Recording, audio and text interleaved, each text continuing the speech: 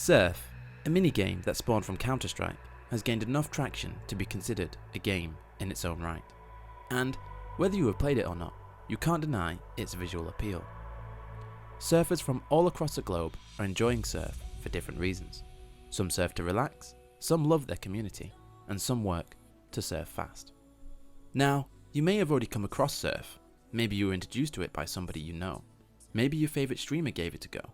Or maybe you have seen a world record surf video here on YouTube. Or Twitch. Like me, you may have been instantly drawn to surf. I knew it would be something I'd try in the future.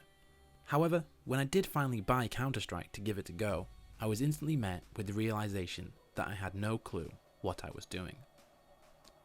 Surf is one of the widest skill ranges of any game, and I was at the bottom of it, not even able to stay on a ramp. 3 years later, I've picked up the skills to surf any map in the game successfully. There's a significant lack of surf tutorial videos which teach any of the common knowledge of the expert surf community, which has prompted me to start this series.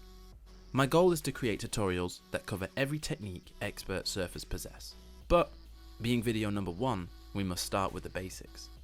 This playlist is for beginners, taking anyone from where I was 3 years ago, falling off every ramp, to competent enough to finishing full surf maps. Lesson number 1. Sidestep to board a ramp. If you jump on a surf ramp and don't press any movement keys, you will slide off as gravity pulls you down. To make a proper connection with the ramp, you have to sidestep towards it. This means that when the effect of the ramp and gravity would make you fall down and to the right, you must sidestep left towards the centre of the ramp to prevent the fall to the right. Conversely, you must sidestep right when a ramp would make you fall down and to the left. This is called boarding a ramp.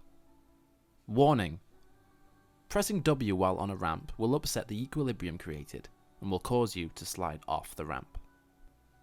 Lesson 2. Ascending or descending on ramps. You may have applied the advice from Lesson 1 and still failed to surf. Lesson 1 alone is not enough to surf well. If we look straight ahead as we surf, we stay on the same section of the ramp as we move forward, which will prevent 2 faults.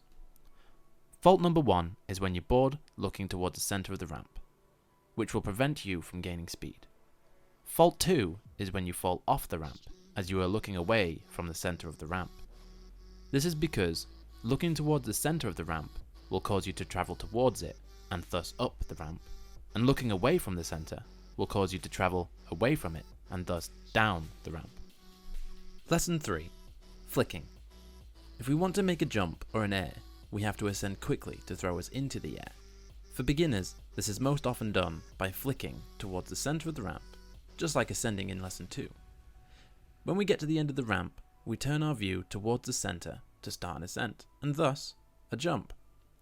This will cause us to have enough air time to help us reach far off platforms.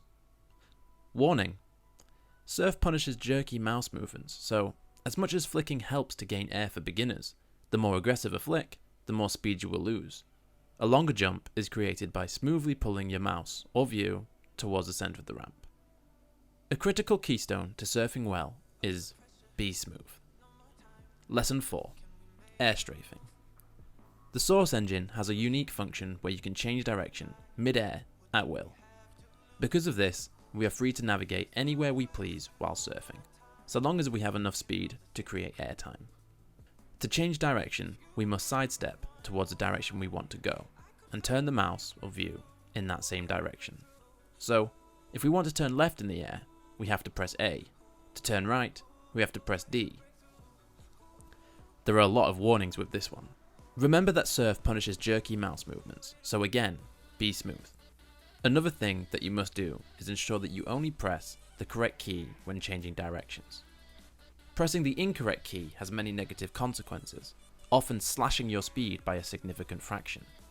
Also, if you turn your screen before you press the correct key, and then press the correct key, the server treats this as a very jerky mouse movement, and will reduce your speed significantly. Putting it all together. When you master these techniques, you may start to surf somewhat like you imagined you would before you gave it a go, when you found out how difficult surf is. When we leave the start zone, we should jump towards the ramp, then hold the sidestep key needed to board the ramp, surf to the end of the ramp, flick off it, and air strafe wherever we may need to go. Other movements to consider. If we hold down the jump key on most surf maps, we will automatically jump when we hit the ground. When this happens automatically, we keep our speed that we have previously built. This is called a B-hop. In Counter-Strike, you can crouch, but when you crouch in the air, your player model behaves differently than on the ground. For now, never press crouch when trying to surf. Managing crouches can be quite advanced, and crouching at the wrong time will cause you to lose speed. These techniques may not be enough for you to complete your first surf map, but the remaining techniques needed are in the rest of the beginner section of this tutorial series. It may be disheartening to find that surfing is difficult, and you may have given surf a try because you like the way it looks. I just want to promise you that you won't regret putting in the work to pick up the skills of surf. It's such a wholesome game, and it's expanding every day. We have a large community of players, and competitions just seem to be getting started.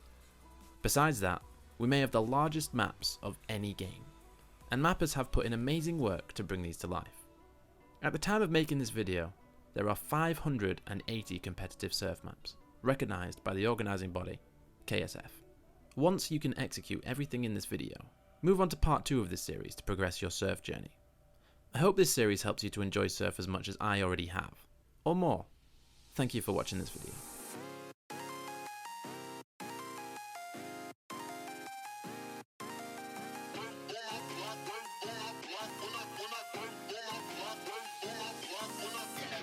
Yeah.